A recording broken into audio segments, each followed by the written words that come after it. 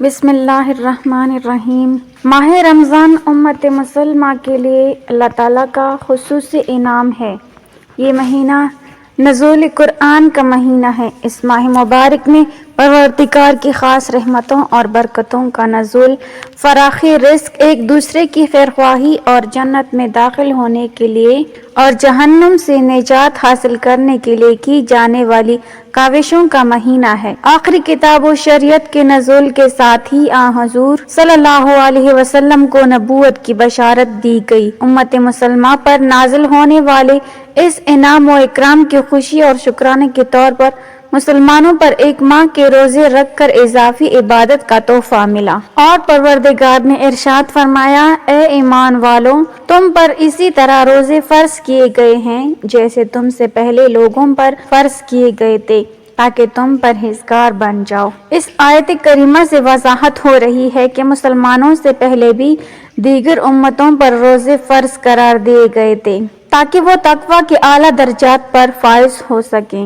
رمضان المبارک کی اہمیت رسالت آپ صلی اللہ علیہ وسلم کی اس حدیث مبارکہ سے بہت واضح ہو رہی ہے کہ جس میں آپ صلی اللہ علیہ وسلم نے فرمایا کہ اگر معلوم ہو جائے کہ رمضان کی کیا اہمیت ہے تو امت تمنا کرے اور سارا سال ہی روزے ہوں۔ رمضان مبارک کا یہ مقدس مہینہ ساری دنیا کے مسلمانوں کے لیے ذکر و فکر، تسبیح و تحلیل، کثیر تلاوت و نوافل اور صدقہ و خیرات کا باعث بنتا ہے۔ اس مہینے کو پا کر دنیا کا ہر مسلمان اپنے اپنے ایمان اور تقوی کے مطابق حصہ لے کر اپنے جسم و روح کے لیے تقویت کا سامان فراہم کرتا ہے۔ اسی طرح حضور اکرم صلی اللہ علیہ وسلم کی یہ حدیث مبارکہ کے روزہ گناہوں سے بچنے کے لیے ڈھال ہے۔ اس حدیث سے واضح ہو رہا ہے کہ روزہ دار صرف اپنے آپ کو کھانے پینے سے ہی نہیں روکتا بلکہ روزہ دار کو فحش کوئی بیہودہ اعمال، لڑائی جھگڑا اور گالی گلوچ سے پرہیز کرنے سے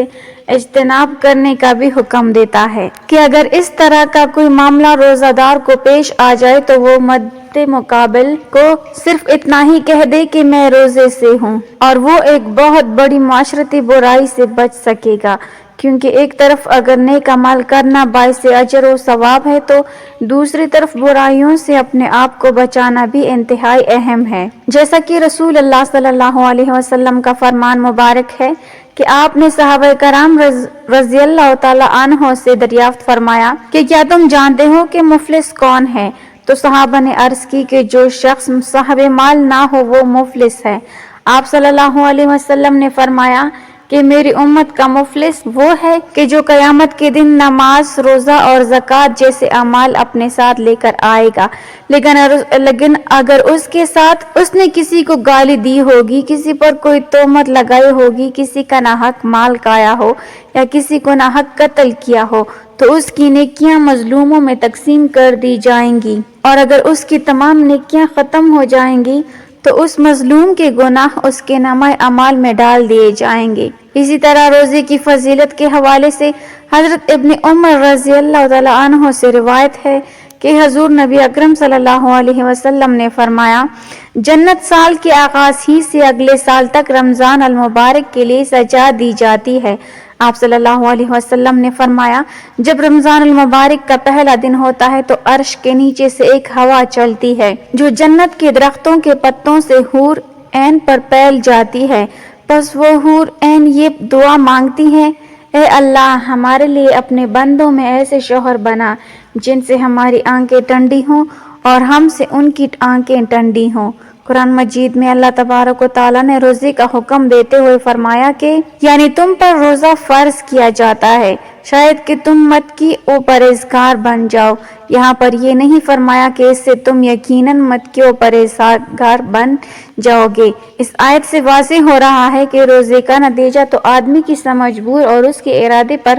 منحصر ہے، نہ کہ صرف روزہ رکھ لینے سے، اور جب تک انسان روزے کے اصل مقصد کو حاصل نہیں کر لیتا یعنی تقویٰ و پرہیزگاری، تب ہی روزہ اس کے لیے فائدہ مند ہے۔ اگر اس نے روزہ رکھ کر تقوی و پرہیزگاری حاصل نہیں کی تو اسے کوئی فائدہ حاصل ہونے کی امید بھی نہیں رکھنی چاہیے۔ رسول اللہ صلی اللہ علیہ وسلم نے اپنی امت کو آنے والے ہر قسم کے فتنوں کے بارے میں نہ صرف خبردار کیا بلکہ مستقبل میں رونما ہونے والے اہم واقعات کے بارے میں بھی آگاہ کیا، خاص کر ظہور امام مہدی اور خروج دجال سے متعلق واقعات کو تفصیلاً بیان کیا ہے، یہاں تک کہ حق و باطل کے ان دونوں اماموں کے ظہور و خروج سے ماہ قبل کے حالات کو قدر تفصیل سے بیان کیا اور کچھ نشانیاں خصوصی طور سے بیان کیں تاکہ کسی ان پڑھ جاہل مسلمان کو بھی حق و باطل کی پہچان میں کسی قسم کا شک و شبہ نہ رہے۔ اسی طرح حضرت امام مہدی کے ظہور سے متعلق بیان کی گئی احادیث کے بارے میں اسلاف کا یہ طریقہ چل رہا ہے کہ وہ اس کے متعلق نشانیوں کو ہمیشہ اپنے سامنے رکھتے تاکہ حضرت امام مہدی کے ظہور کے وقت حق و باطل کے درمیان ہونے والے معرکے میں وہ حق کے ساتھ کھڑے ہوں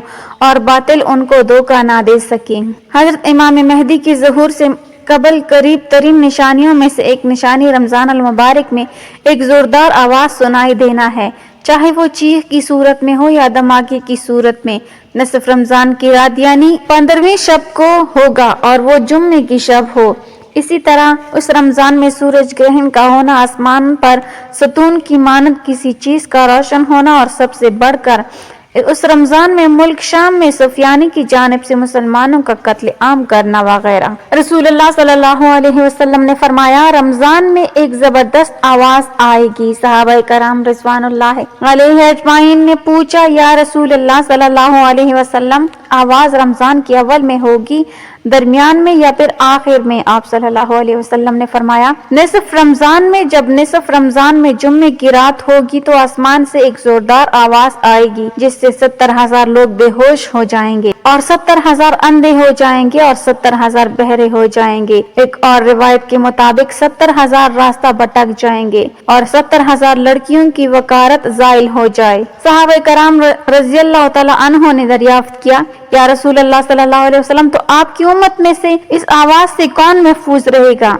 رسول اللہ صلی اللہ علیہ وسلم نے فرمایا، جو اس وقت اپنے گھروں میں رہے اور سجدوں میں گر کر پناہ مانگے اور زور زور سے تکبیریں کہیں۔ پھر اس کے بعد ایک اور آواز آئے گی، پہلی آواز حضرت جبرائیل علیہ السلام کی ہوگی اور دوسری آواز شیطان کی ہوگی۔ پھر فرمایا کہ واقعات کی ترتیب یہ ہوگی کہ آواز رمضان میں ہوگی، دراصل جنگ کی گنگرج یا شور شرابہ ہوگا جو کہ شوال کے مہینے میں ہوگی اور ذی قعدہ میں قبائل عرب بغاوت کرے گی اور ذوالحجہ میں حاجیوں کو لوٹا جائے گا۔ رہا محرم کا مہینہ، محرم کا ابتدائی حصہ میری امت کے لیے آزمائش۔ اس دن وہ سواری بمائے کجاوے کے جس پر سوار ہو کر مسلمان نجات پائے گا، اس کے لیے 1 لاکھ سے زیادہ قیمت والے اس مکان سے بہتر ہوگی جہاں کھیل و تفریح کا سامان ہوگا۔ رسول اللہ صلی اللہ علیہ وسلم نے فرمایا، رمضان میں ایک آواز سنائی دے گی، شوال میں شور شرابہ ہوگا اور ذی قعدہ میں قبائل کی باہمی کشمکش۔ اس سال حاجیوں کو لوٹا جائے گا اور منی میں بڑا کشت و خون ہوگا، بہت سے لوگ قتل کیے جائیں گے۔ وہاں اس وقت خون ریزی ہوگی جبکہ وہ جمرہ عقبہ میں ہوں گے اور محرم میں ایک ندا دینے والا آسمان سے ندا دے گا کہ جان لو، یہ مہدی اللہ کا خلیفہ ہے، اس کی سنو اور اطاعت کرو۔ حضرت عبداللہ ابن مسعود رضی اللہ تعالیٰ عنہ سے روایت ہے کہ رسول اللہ صلی اللہ علیہ وسلم نے فرمایا، رمضان میں چیخ سنائی دے گی تو شوال میں شور شرابہ ہوگا اور ذی قعدہ میں قبائل کی بغاوت ہو اور ذوالحجہ میں خون اور محرم کا مہینہ تو کیا ہی مہینہ۔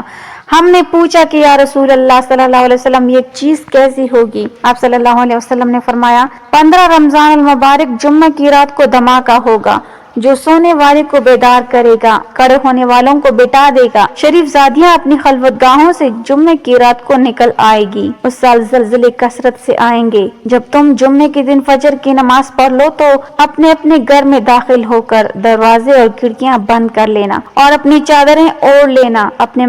کان بند کر لیں، اور جب تمہیں چیخ کا احساس ہو تو اللہ کے سامنے سجدہ ریز ہو جانا اور یہ پڑھنا کہ پاک ہے وہ ذات جو نقائص سے پاک ہے، تو جو ایسا کرے گا وہ نجات پائے گا اور جو ایسا نہیں کرے گا وہ ہلاک ہو جائے گا۔ محمد بن علی رحمۃ اللہ علیہ کا قول ہے، 2 نشانیاں ہیں جو زمین و آسمان کی تخلیق سے لے کر آج تک نظر نہیں آئی۔ پہلی رمضان المبارک کی رات چاند گرہن لگے گا اور دوسری 15 رمضان کو سورج گرہن لگے۔ جب سے اللہ نے زمین و آسمان کو پیدا کیا ایسا نہیں ہوا۔ یہ بات حقیقت ہے کہ سورج گرہن ہمیشہ چاند کی شروع کی تاریخوں میں ہوتا ہے اور چاند گرہن ہمیشہ ایام 20 یعنی 13، 14 اور 15 کی تاریخ کو ہوتا ہے، لیکن ظہور مہدی سے ماہ قبل رمضان میں یہ ترتیب بدل جائے گی۔ حضور اکرم صلی اللہ علیہ وسلم نے فرمایا، لوگوں قیامت سے پہلے ایک رمضان ایسا آئے گا جس میں ایک ایسی شدید آواز آئے گی اور دنیا میں کوئی نہیں جان سکے گا کہ آواز کہاں سے آئی۔ آپ صلی اللہ علیہ وسلم نے فرمایا کہ اگر رمضان میں ایسی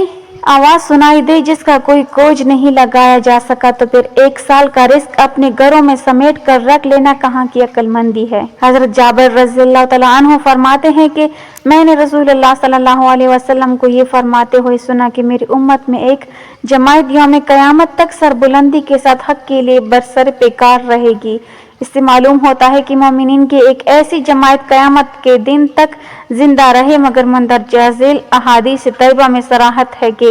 قیامت سے پہلے تمام مومنین کو موت آ جائے گی اور قیامت کے دن کوئی مومن زندہ نہ ہوگا۔ حضرت علی رضی اللہ تعالیٰ عنہ سے پوچھا گیا کہ وہ کون سا عمل ہے جسے موت کے وقت ملک الموت انسان کی تعظیم کرتے ہیں، اس کی روح سکون سے قبض کرتے، تو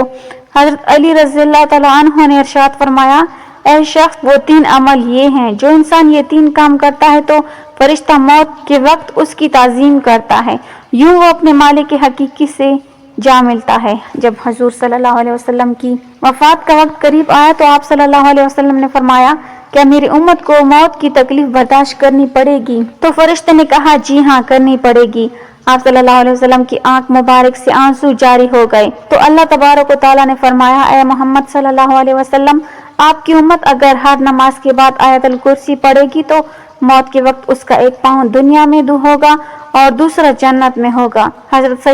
سیدنا ابو امامہ رضی اللہ تعالیٰ عنہ فرماتے ہیں کہ رسول اللہ صلی اللہ علیہ وسلم نے فرمایا، جو شخص ہر فرض نماز کے بعد آیت الکرسی پڑھے تو اس کو جنت میں داخل ہونے سے موت کے سوا کوئی چیز نہیں روک سکتی۔ ام المومنین سیدہ عائشہ صدیقہ رضی اللہ تعالیٰ عنہ فرماتی ہیں کہ میں نے نبی کریم صلی اللہ علیہ وسلم کو دیکھا کہ جب آپ صلی اللہ علیہ وسلم سکرات الموت میں مبتلا تھے تو آپ صلی اللہ علیہ وسلم کے پاس پانی کا پیالہ رکھا تھا جس میں پانی تھا۔ آپ صلی اللہ علیہ وسلم پیالے میں اپنا ہاتھ ڈبوتے، اپنے چہرے مبارک پر پھیرتے اور یوں فرماتے، اے اللہ، موت کی سختی دور کرنے کے ساتھ میری مدد فرما۔ اللہ رب العزت ہمیں بھی موت کی سختی سے محفوظ فرمائے، آمین۔ ناظرین، کمنٹ باکس میں اللہ تعالیٰ کے 99 ناموں میں سے ایک نام ضرور ٹائپ کریں۔ ویڈیو اچھی لگی ہو تو لائک کر دیں، چینل کو سبسکرائب کر دیں۔ ملتے ہیں اگلی ویڈیو میں، تب تک کے لیے اللہ حافظ۔